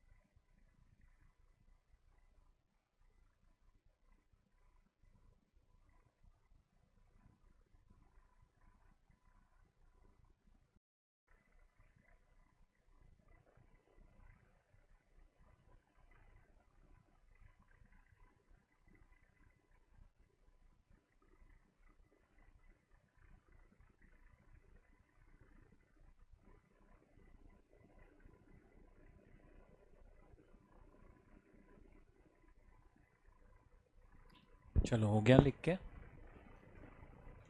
अब एक और परक्विजिट डिस्कस करते फिर सम स्टार्ट करते हैं। हो गया, ये लिख के हो गया। चलो यहाँ पे ध्यान दो। नेक्स्ट परक्विजिट कौन सा है? Medical perquisite. ध्यान देना अभी, यहाँ पे ध्यान दो। ये एक परक्विजिट ऐसा है जिसपे एग्जाम में 8 मार्क के लिए क्वेश्चन आ चुका है, सिर्फ एक परक्विजिट के ऊपर। सो अब ध्यान से समझना क्या पॉइंट्स हैं। इजी है परक्विजिट, डिफिकल्ट नहीं है, सुनते जाओ। अब इधर ध्यान दो पहले।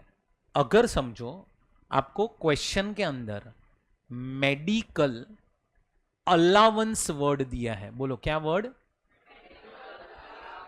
या फिक्स्ड मेडिकल अलाउंस या medical allowance, word allowance is there, then you will not apply this provision.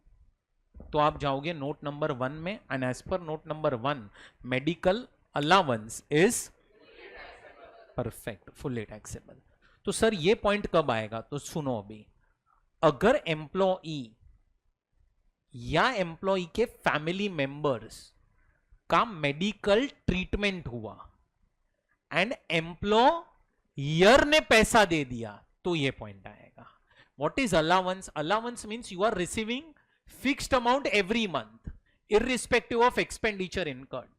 यहां पे ऐसा नहीं है, या तो एम्प्लॉई बीमार हुआ या तो एम्प्लॉई के बीमार हुए और एम्प्लॉई एडमिट हुआ इन हॉस्पिटल, और खर्चा कौन पे कर रहा है वहां पे?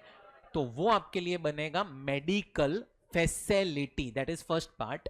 या फिर ऐसा हुआ कि एम्प्लॉई बीमार हुआ या एम्प्लॉई के फैमिली मेंबर्स बीमार हुए और हॉस्पिटल में एडमिट हुए और एम्प्लॉई ने बिल पे किया और एम्प्लॉयर ने वही बिल का रीइंबर्स किया, अगेन कैन आई से it is benefit for you. तो वो सेकेंड पार्ट है रीइंबर्समेंट ऑफ मेडिकल। मतलब it is either amount is directly paid by employer or amount is paid by employee and then reimbursed to employee. In both the cases provision is same. मैंने जो बोला वो समझा आपको पहले? अब ये जो परक्विजिट है, ध्यान से सुनना, ये जो परक्विजिट है ना, ये एक एग्जम्प्ट परक्विजिट है। क्या है बोलो मेरे साथ? मतलब ये परक्विजिट के अंदर आपको कहीं ना कहीं एग्जम्पशंस मिलते हैं। क्या मिलते हैं बोलो? एग्जम्पशंस। कहीं ना कहीं आप लोगों को एग्जम्पशन जो है वो मिलता है ये परक्विजिट के अंदर। ध्यान से सुनने का, ये परक्विजिट के अंदर आप लोगों को कहीं ना कहीं क्या मिलता है? लेकिन बराबर से सुनो, एग्जम्पशन आपको तभी मिलेगा जब ट्रीटमेंट एम्प्लॉई का होगा या एम्प्लॉई के फैमिली मेंबर्स का होगा। बोलो, एम्प्लॉई का ट्रीटमेंट होगा या एम्प्लॉई के? अब क्वेश्चन क्या आता है कि सर फैमिली मेंबर्स के अंदर कौन कौन कवर्ड है? फैमिली मेंबर्स के अंदर कौन कौन कवर्ड है? अब ध्यान से सुनना, सबका ध्यान इधर। आप इनकम टैक्स एक्ट के अंदर है ना 7 या 8 बार फैमिली का डेफिनेशन पढ़ोगे। सब जगह पे फैमिली का मीनिंग इज डिफरेंट। सब जगह पे फैमिली का मतलब जो है वो डिफरेंट है। यहां पे फैमिली में कौन कौन आएगा? तो number 1 parents, number 2 brother sister. But ये 3 लोग फैमिली के डेफिनेशन में तभी कवर्ड होंगे जब ये लोग एम्प्लॉई के ऊपर डिपेंडेंट है। And last spouse and children, ये लोग डेफिनेशन में आएंगे चाहे ये लोग डिपेंडेंट हो या ना हो। बैठा दिमाग में? सर ये डेफिनेशन आप क्यों पढ़ा रहे हो? तो सुनो, यहां पे मैंने आपको क्या बोला, कहीं ना कहीं एग्जम्पशन मिलेगा। तो वो एग्जम्पशन कब मिलेगा? तो नंबर 1 जब ट्रीटमेंट एम्प्लॉई का होगा, या नंबर 2 जब एम्प्लॉई के एंड फैमिली मेंबर्स में कौन कौन आएगा? पेरेंट्स जो एम्प्लॉई पे एंड स्पाउस एंड डिपेंडेंट हो या ना हो। बोलो ये समझ में आया? अब डिपेंडेंट वर्ड जो है ना वो कहीं पे भी डिफाइंड नहीं है। हमें केस टू केस बेसिस पे चेक करना पड़ता है कि क्या पर्सन डिपेंडेंट है या नहीं। अब जैसे मैं बात करूं अभी एट प्रेजेंट, क्या आप लोग सब आपके पेरेंट्स के ऊपर डिपेंडेंट हो? समझो आप लोगों ने अभी आपकी एग्जाम्स कब है, जो सितंबर या जैन में, और वो एग्जाम्स आपने दी और क्लियर कर लिया आपने इंटर से, और फिर आपने आर्टिकलशिप स्टार्ट किया, आपका स्टाइफंड आना स्टार्ट हुआ साल का 30,000 रुपया। उसके बाद क्या आप डिपेंडेंट रहोगे अपने पेरेंट्स पे? 100% यस। बट समझो कि आप लोग अपनी सीए फाइनल की एग्जाम्स क्लियर कर चुके हैं एंड उसके बाद आपका पैकेज है 1 लाख रुपीज पर मंथ, क्या अब आप डिपेंडेंट हो? तो आंसर इज नो। सो तुम समझो डिपेंडेंट हो कि नहीं वो आपको क्वेश्चन के अंदर दिया होगा, मतलब दिया ही होगा, लिखा ही होगा कि डिपेंडेंट है पर्सन। ठीक है, अब सुनो, अब प्रोविजन क्या है।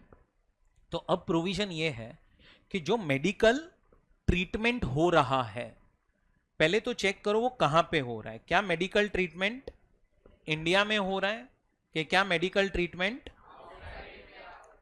अगर मेडिकल ट्रीटमेंट कहां हो रहा है बोलो? अगर ट्रीटमेंट गवर्नमेंट हॉस्पिटल में हो रहा है, कहां हो रहा है ट्रीटमेंट?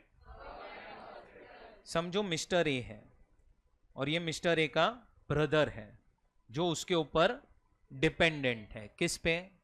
मिस्टर ए पे। ये ब्रदर जो है वो बीमार हुआ, उसको लेके गए कहां पे? Government hospital. और इधर पैसा किसने भरा? एम्प्लॉयर ने भरा, या फिर एम्प्लॉई ने भरा और एम्प्लॉयर ने उसको रिइंबर्स किया। अगर ट्रीटमेंट कहां हो रही है बोलो?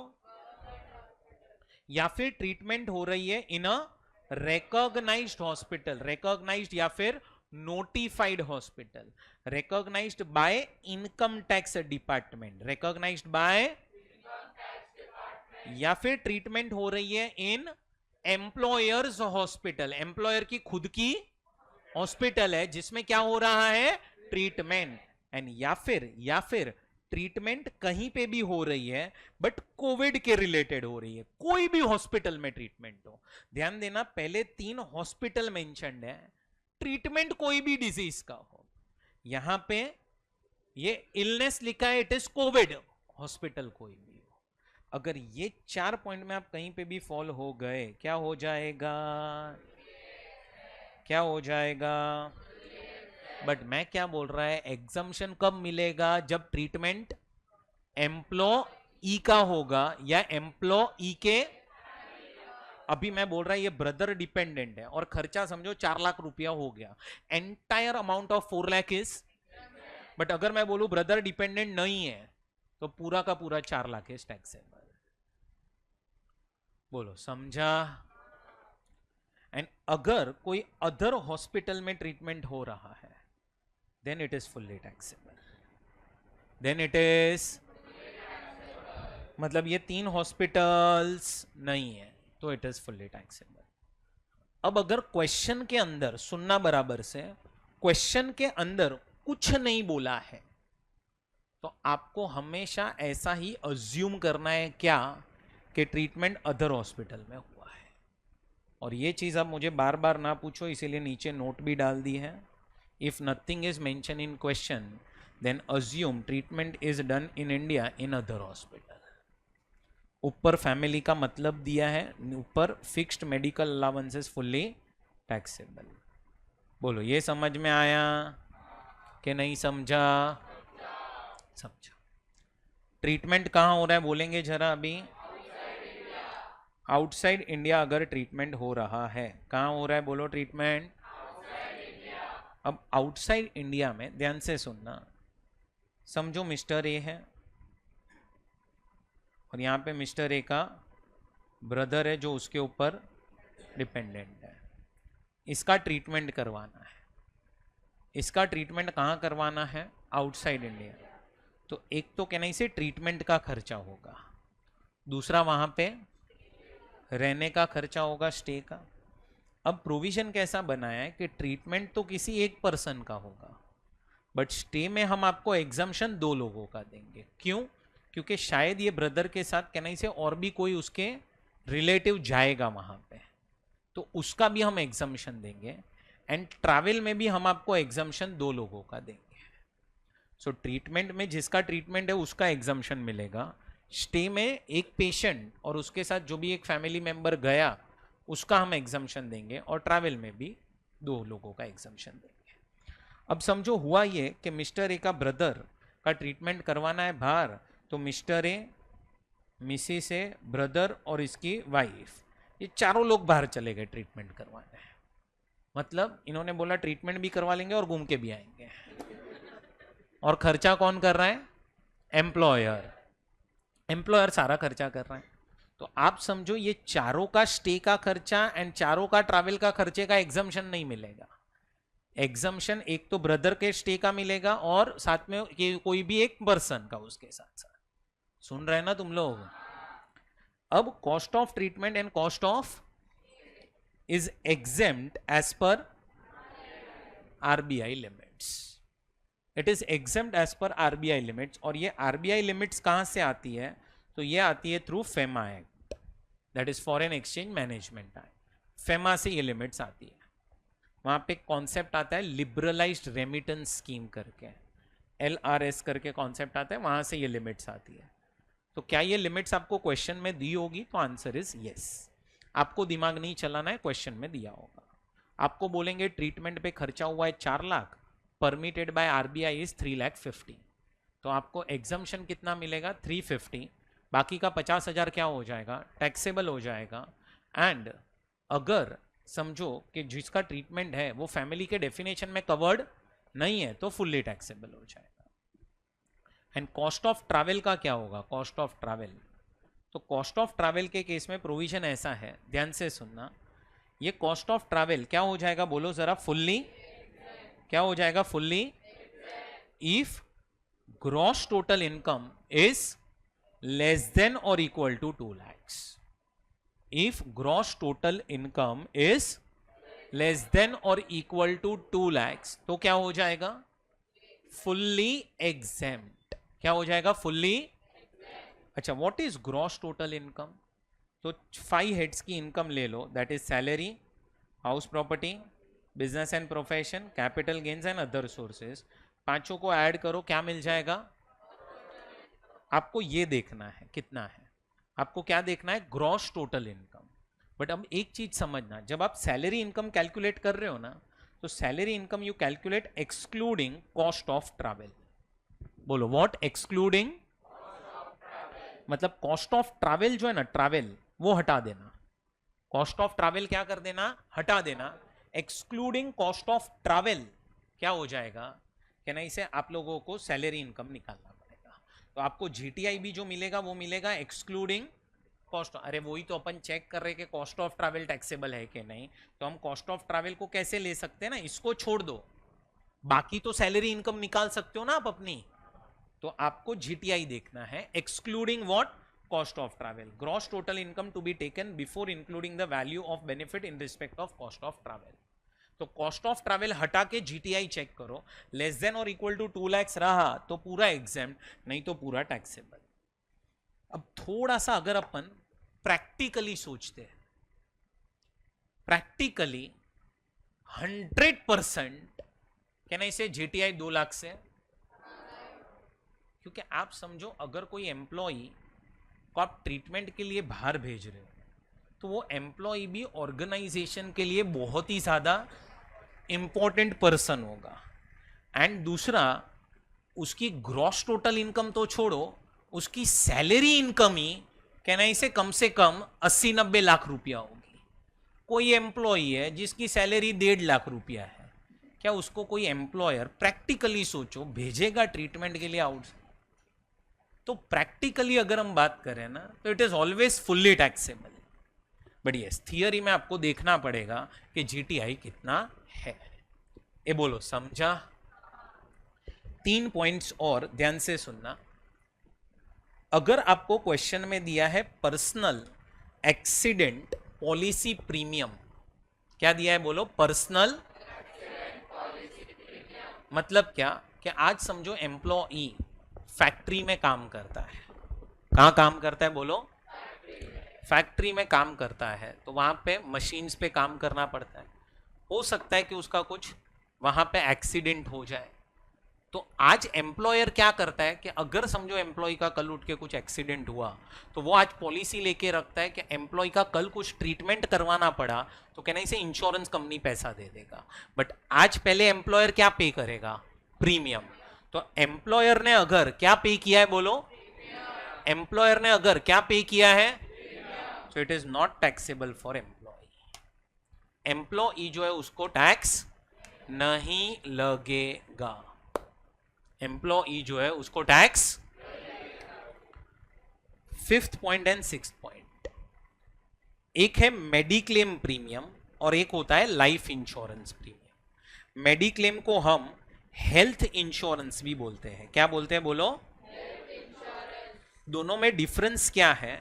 तो लाइफ इंश्योरेंस प्रीमियम मतलब क्या? लाइफ इंश्योरेंस पॉलिसी जो होती है ना उसमें you pay premium to insurance company now either at the time of death of policy holder or at the time of maturity of policy, insurance company will give lump sum amount to either person or that is a policy holder or nominee। तो life insurance में पैसा आएगा। Mediclaim में क्या होता है या health insurance में क्या होता है कि अगर समझो आप प्रीमियम पे करते हो टू इंश्योरेंस कंपनी, अब वो पर्सन क्या हो चुका? हॉस्पिटलाइज हो चुका, तो हॉस्पिटल के जो भी वो कौन पे करेगा? Insurance company. तो अब प्रोविजन क्या है कि अगर मेडिक्लेम प्रीमियम पे हुआ है, बोलो क्या पे हुआ है? और इंश्योरेंस पॉलिसी किसके नाम पे है? एम्प्लॉई के या एम्प्लॉई के? तो वो एग्जम्प्ट हो जाएगा।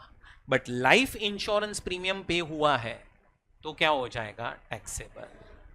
लाइफ इंश्योरेंस टैक्सेबल है, मेडिक्लेम एग्जेम्प्ट है। अब मैं आपको इसके ऊपर एक छोटा सा एग्जांपल देता हूं, ध्यान से सुनना। एम्प्लॉयर है, एम्प्लॉयर है, उसने पेमेंट किया है कौन सी चीज का? Number 1 mediclaim premium and number 2 life insurance premium, बराबर। And policy is in the name of number 1 employee, employee के नाम पे पॉलिसी है।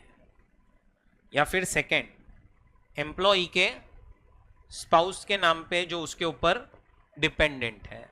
नंबर 3 एम्प्लॉई के बच्चों के नाम पे है जो एम्प्लॉय पे डिपेंडेंट नहीं है। नंबर 4 एम्प्लॉय के ब्रदर के नाम पे है जो एम्प्लॉय पे डिपेंडेंट है। एंड नंबर 5 एम्प्लॉय के पेरेंट्स के नाम पे है जो एम्प्लॉय पे डिपेंडेंट नहीं है। चलो अब पहले तो लाइफ इंश्योरेंस की बात करते हैं। लाइफ इंश्योरेंस क्या हो जाएगा? Life insurance taxable taxable taxable taxable and taxable. Life insurance में तो कुछ दिमाग ही नहीं चलाना है ना, उसमें तो पूरा टैक्स है। अब मेडिक्लेम प्रीमियम क्या हो जाएगा बोलो? एग्जेम्प्ट। स्पाउस के नाम पे, बच्चे, ब्रदर, पेरेंट्स, पेरेंट्स नहीं हो रहे ना फैमिली में फॉल अभी, तो मेडिक्लेम भी टैक्सेबल होगा। कब हो जाएगा? जब ऐसे लोगों के नाम पे लिया है जो डेफिनेशन में फॉल नहीं हो रहे हैं। तो पेरेंट्स अगर डिपेंडेंट तो फिर टैक्सेबल हो जाएगा ना। बोलो ये समझा? लाउडर। ये परक्विजिट क्लियर है फ्रेंड्स आप लोगों को? ओके। सो ये हो चुका मेडिकल फैसिलिटी और रीइंबर्समेंट ऑफ मेडिकल एक्सपेंसेस। चलो लिख लेंगे।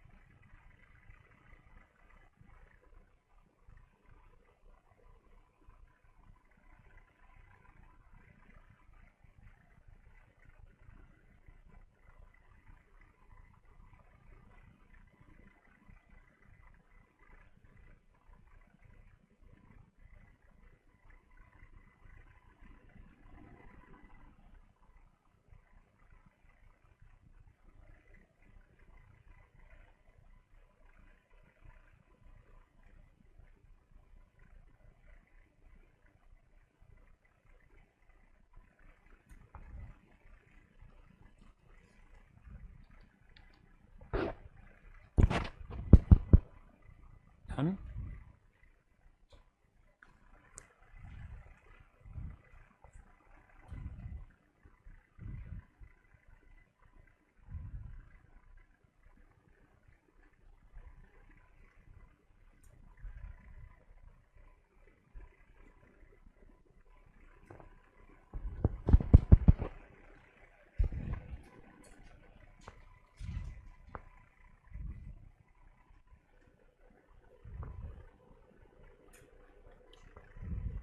चलो अब यहाँ पे ध्यान दो।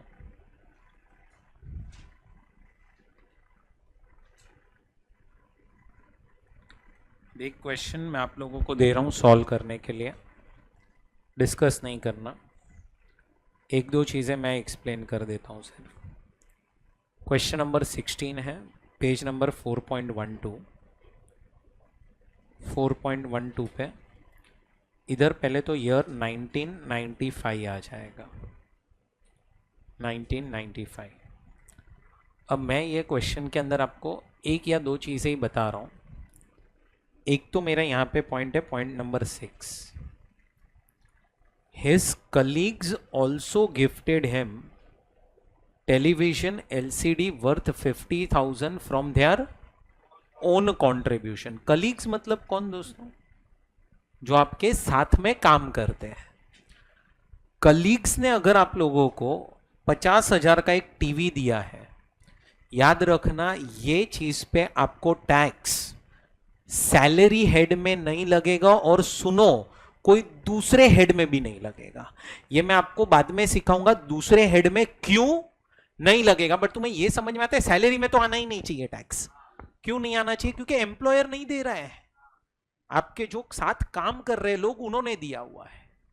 तो ये एक चीज ध्यान में रखना। दूसरी चीज, ये सब में ना आपको डियरनेस अलाउंस दिया है। बोलो क्या दिया है? लेकिन क्वेश्चन के अंदर लिखा नहीं है कि whether it is in terms और नॉट इन टर्म्स। लिखा नहीं है कि इन टर्म्स है कि, ये लिखा नहीं है। अब क्या करेंगे तो सुनो, आपको जो अजम्पशन लेना है ना ले सकते हो, नोट डाल देना, नोट डाल देना। अभी सबका आंसर अपना सेम आए, इसीलिए अपन अभी अज्यूम करेंगे नॉट इन टर्म्स। अरे तो अपना आंसर मैच होगा रे, बराबर। एक मिनट, क्वेश्चन के अंदर कुछ मत करना, क्वेश्चन नहीं सॉल्यूशन जब आप लिखोगे ना उसमें नोट आना चाहिए। क्या?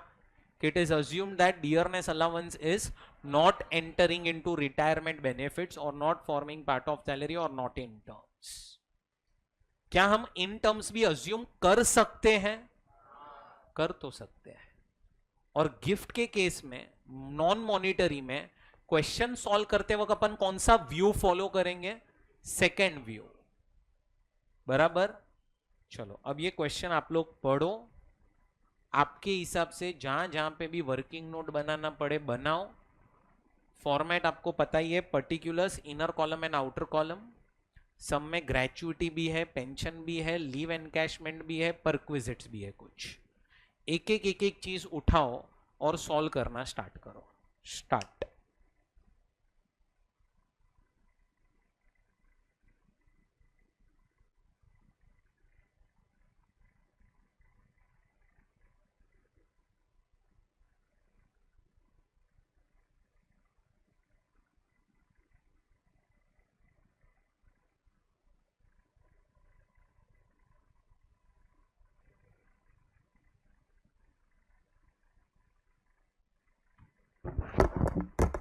आ गया आंसर?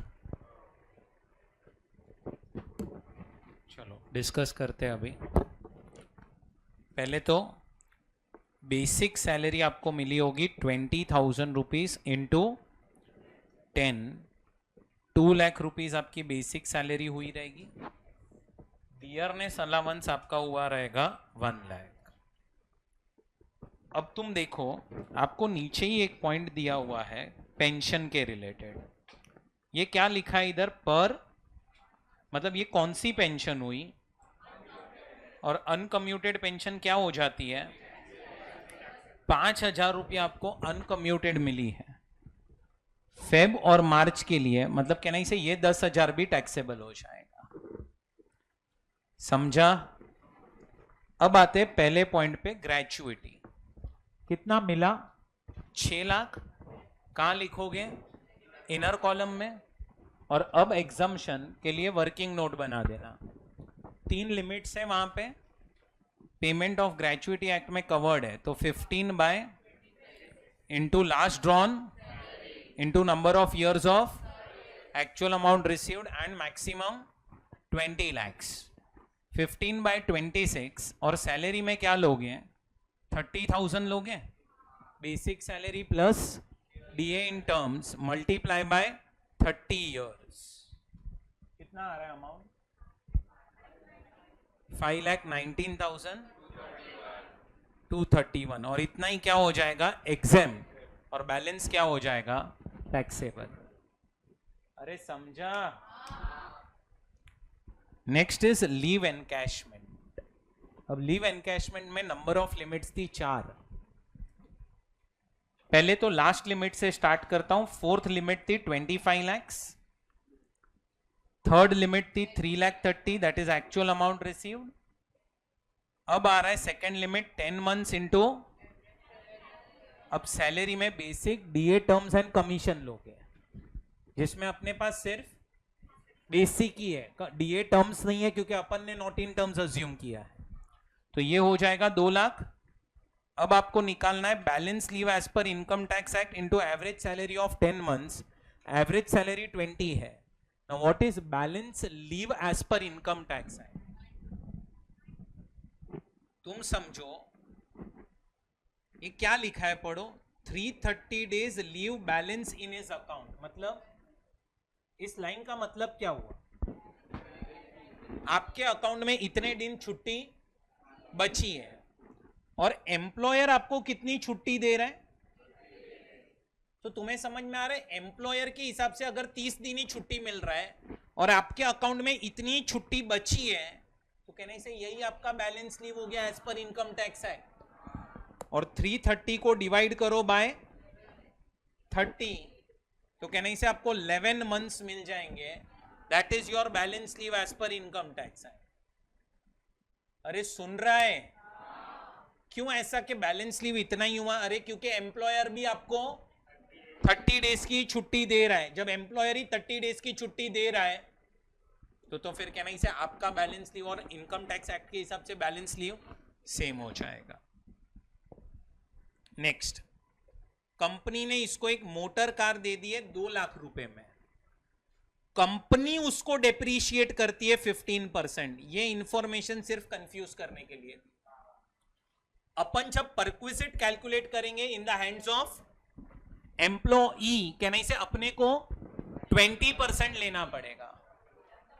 WDV 5 लाख की गाड़ी है, कितनी बार डेप्रीशिएट करोगे? और फिर जो बचेगा उसमें से 2 लाख माइनस कर देना। 56,000 इज टैक्सेबल। 3 लाख का पेंशन मिला है लमसम, विच इज 2/3 पेंशन। तो अब एग्जम्प्ट कितना होगा? तो एग्जम्प्ट होगा 1/3। क्यों 1/3? ग्रेचुइटी मिला इसीलिए। 1/3 किसका? अपन ने सिर्फ 2/3 ही कम्यूट करवाया है जो 3 लाख मिला है। तो फिर 100% इज हाउ मच? 4.5 lakhs आएगा। उसको डिवाइड बाय 1/3 करो तो 1.5 लाख एग्जम्प्ट होगा और बैलेंस 1.5 लाख टैक्सेबल होगा। और ये जो गिफ्ट वाउचर मिला है पूरा का पूरा 6,000 टैक्सेबल हो जाएगा। आपका फाइनल आंसर देखो, 50,000 स्टैंडर्ड डिडक्शन के बाद 6,82,769। जो भी तुम्हारे डाउट्स हो वो तुम पूछ सकते हो अभी। बोलो। आप एम्प्लॉयर आपको कितनी छुट्टी दे रहा था? 30 days दे रहा था, और 30 days एम्प्लॉयर दे रहा है, ठीक है। एम्प्लॉयर के हिसाब से कितने दिन लीव्स आपके अकाउंट में है? तो मैं क्या बोल रहा हूं, जब एम्प्लॉयर 30 दिन ही छुट्टी दे रहा है तो इनकम टैक्स एक्ट के हिसाब से भी 30 दिन मिलेगा। अपने को लीव अवेल्ड नहीं दिया है, अवेल्ड अपने को leave entitlement minus leave availed करके बोल दिया है कि आपके अकाउंट में 330 डेज लीव बची है, अवेल्ड नहीं है मेरे पास, और एम्प्लॉयर भी 30 दिन की छुट्टी दे रहा है, तो जो एम्प्लॉयर दे रहा है वही मेरा बैलेंस लीव हो जाएगा as per income tax act ना। लीव अवेल्ड नहीं दिया ये क्वेश्चन में, बट कोई फर्क नहीं पड़ता है क्योंकि एम्प्लॉयर 30 दिन का लीव एंटाइटलमेंट दे रहा है। अब एम्प्लॉयर 30 दिन का दे रहा है तो इनकम टैक्स एक्ट के हिसाब से भी 30 दिन ही होना चाहिए, तो कुछ तो लीव अवेल्ड हुआ रहेगा, वो अपने को नहीं पता है, बट अपने को बोला है कि एम्प्लॉयर के हिसाब से तुझे 330 दिन का पैसा मिला, तो एम्प्लॉयर ने जब 330 दिन दिया है तो वही अपना बैलेंस लीव हो जाएगा एज पर इनकम टैक्स।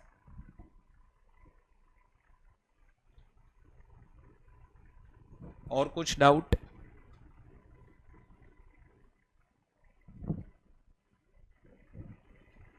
और कुछ डाउट बोलो। जिस दिन वो रिटायर हुआ उस दिन अपन ने उसको गाड़ी दिया होगा कि नो? अभी 22 से लेके 23, 24 एंड 25 भी तो कंप्लीट हो रहा है ना। रिटायरमेंट का डेट देखो, और मोटर कार कब पर खरीदी थी? 30th को।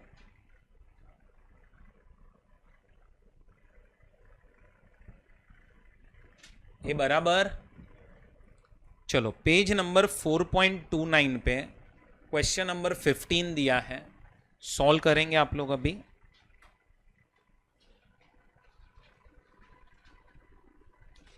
यहां पे फुल क्वेश्चन नहीं आएगा, आपको Q&A बुक ओपन करना पड़ेगा।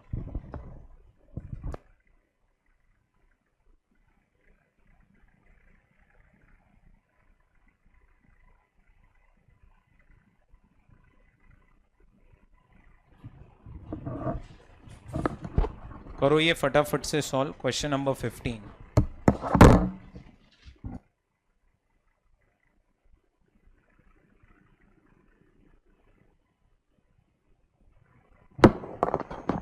चलो आ गया आंसर। ये क्वेश्चन इजी है थोड़ा। चलो क्या हो जाएगा? बेसिक सैलरी फुल्ली टैक्सेबल, ये भी टैक्सेबल, ये भी टैक्सेबल, ये भी टैक्सेबल, ये भी टैक्सेबल, बराबर ना। मेडिकल एक्सपेंसेस रीइंबर्स्ड, कुछ बोला नहीं है तो अदर हॉस्पिटल में in India fully taxable. Professional tax 2000 is paid by employer and बाकी का 2000 इज पेड बाय एम्प्लॉय। तो आपको याद है ना, जो एम्प्लॉयर पे करता है वो फुल्ली टैक्सेबल हो जाएगा, सो 2000 आपको ऐड करना पड़ेगा। पर ये सब में याद रखना डिडक्शन नहीं मिलेगा कोई भी। क्यों? डिफॉल्ट टैक्स रेजिम है। चलो उसके बाद हेल्थ इंश्योरेंस मतलब मेडिक्लेम, ये एग्जम्प्ट हो जाएगा। गिफ्ट वाउचर पूरा 10,000 टैक्सेबल, लाइफ इंश्योरेंस पूरा 26,000 टैक्सेबल, लैपटॉप दिया गया है और उसके बच्चे घर पे यूज कर रहे हैं, एग्जेम्प्ट। कार दी गई है और ड्राइवर भी दिया है क्या? हाँ ड्राइवर भी दिया है, और कार ओन्ड बाय एम्प्लॉयर है and expenses are also made by employer, partly official and partly personal है। कार का cubic capacity is more than 1.6 litre, तो 2400 पे टैक्स लग जाएगा प्लस 900 रुपए पे टैक्स लग जाएगा into 12। Annual credit card fees paid by employer, credit card is not exclusively used for office, but details हमारे पास नहीं है, तो अब डिटेल्स नहीं है तो कुछ नहीं कर सकते, पूरा 7,000 टैक्सेबल। और फिर स्टैंडर्ड डिडक्शन ले लेना, कितना? फाइनल आंसर देख लीजिए, 11,51,600। अंदर जाओ ना, क्या टाइम पास करता है तुम लोग, मेरे को नहीं समझ में आता है। एक जन बाहर जाता है, 5 लोग बाहर निकलते हैं। ये समझा? चल नेक्स्ट सम पे जाते हैं।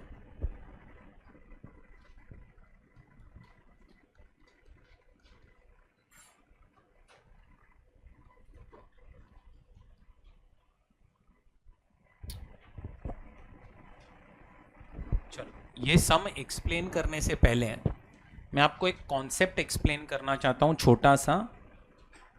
पे स्केल करके कॉन्सेप्ट है। बोलो क्या है कॉन्सेप्ट का नाम?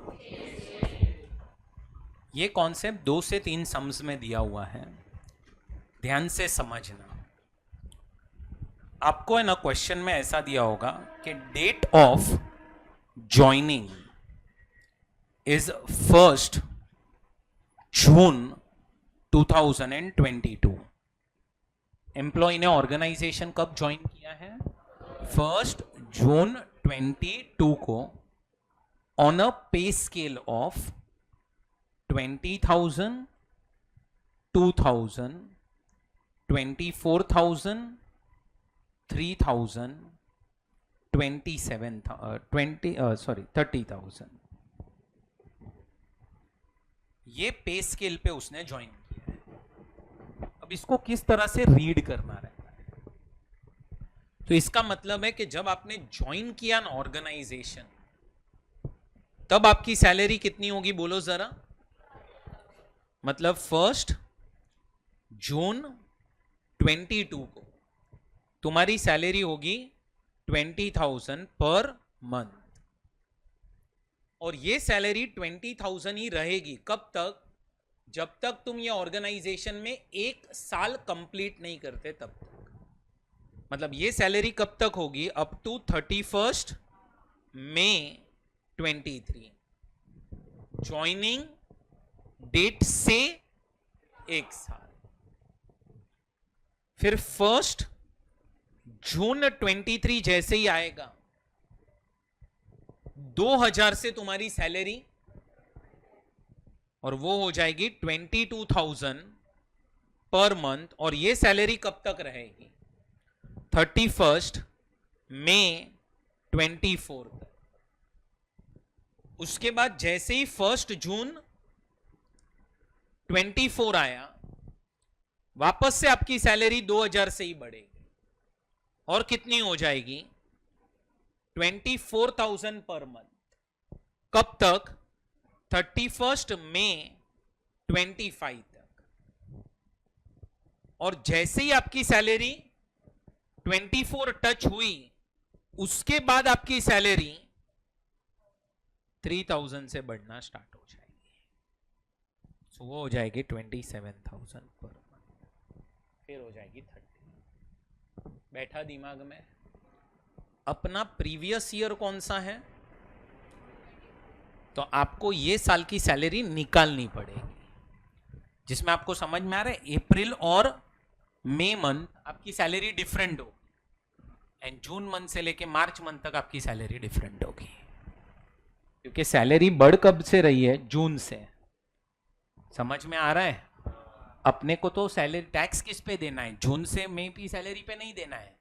अपने को टैक्स देना है अप्रैल 24 से लेके मार्च 25 की सैलरी पे। सुना क्या सबने? तो अपने को ये साल की सैलरी निकालनी पड़ेगी। अब ये साल की सैलरी कितनी होगी?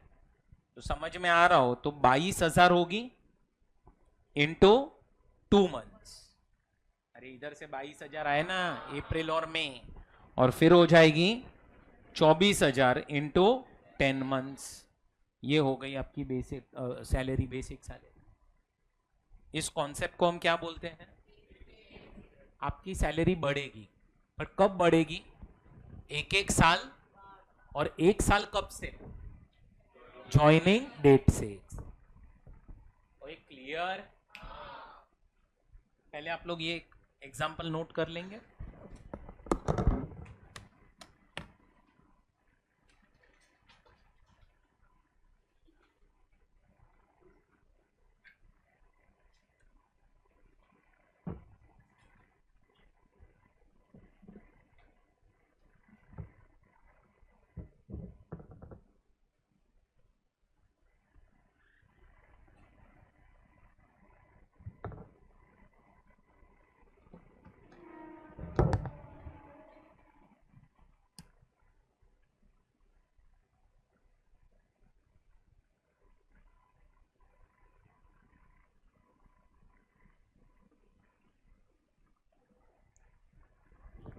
डन? अब देखो ये क्वेश्चन है, इसका जो सल्यूशन है ना उसमें एक मिस्टेक है, वो अभी आप सम सॉल्व करो, फिर अपन देखते हैं कि उसमें मिस्टेक क्या है। इसमें सिर्फ एक ही, हाँ चलो ठीक है करो तुम लोग, इसमें कुछ नहीं है, तुम तुम्हारे हिसाब से सॉल्व करो। पे स्केल का कॉन्सेप्ट दिया हुआ है,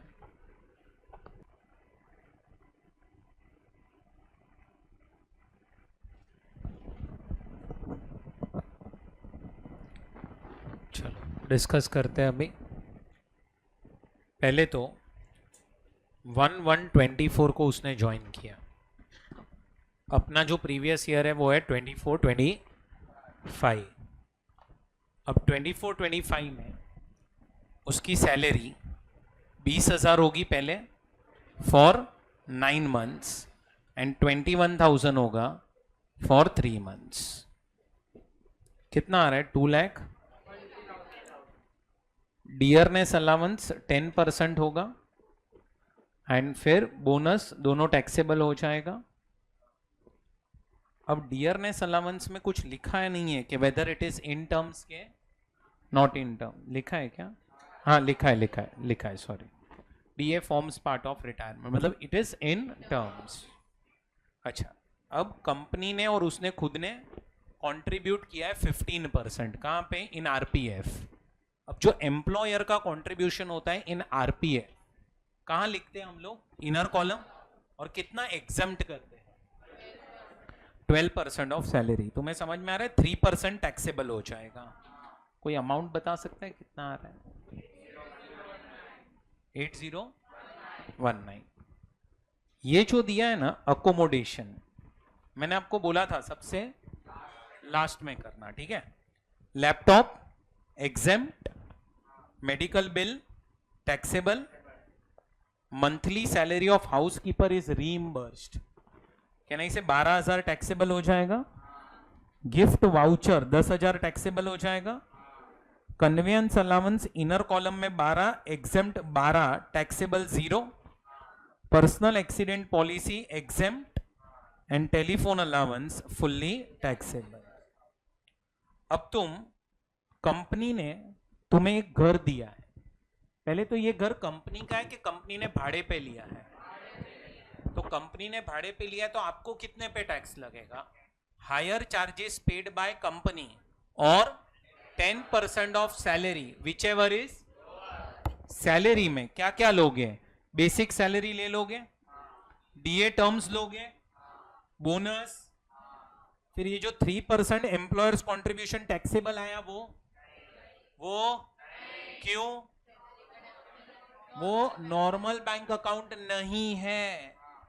चलो उसके बाद लैपटॉप नहीं आएगा, मेडिकल बिल नहीं आएगा, हाउसकीपर सैलरी नहीं आएगा, गिफ्ट वाउचर नहीं आएगा क्योंकि ये सब परक्विजिट्स है। कन्वेंस भी नहीं आएगा, क्यों? क्योंकि टैक्सेबल अमाउंट कुछ नहीं है।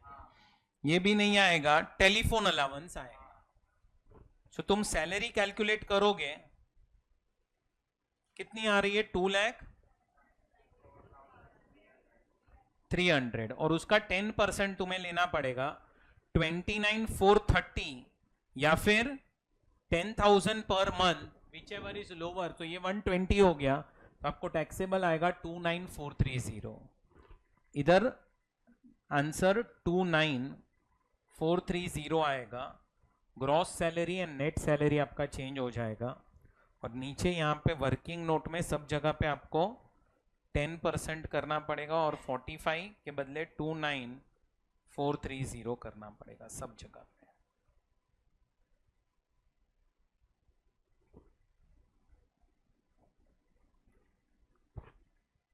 29,430। किसी ने ग्रॉस सैलरी निकाला हो तो अमाउंट बता सकते हो?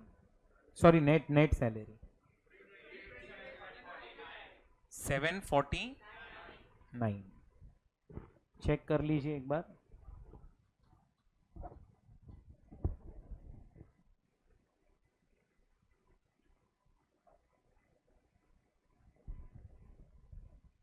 आया आंसर? आया सबका?